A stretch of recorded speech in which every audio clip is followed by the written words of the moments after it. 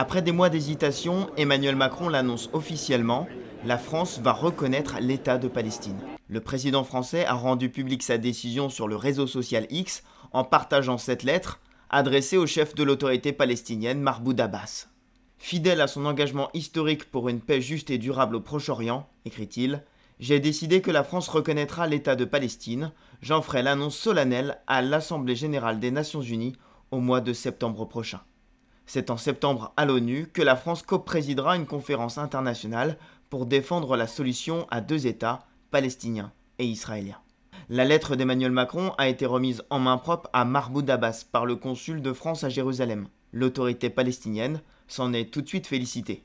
Dans ce long courrier, Emmanuel Macron affirme que la Palestine réunit désormais les conditions fixées par la France.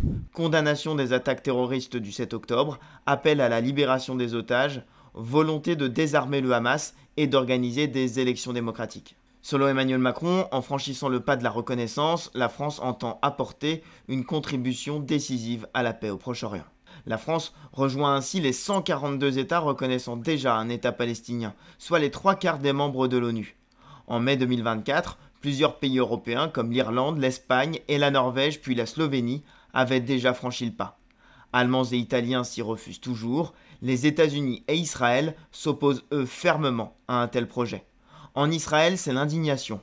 Benjamin Netanyahou condamne, il affirme que la décision française encourage le terrorisme. Le chef de la diplomatie américaine, Marco Rubio, a également critiqué le choix d'Emmanuel Macron. Cette décision imprudente ne sert que la propagande du Hamas et fait reculer la paix, écrit-il.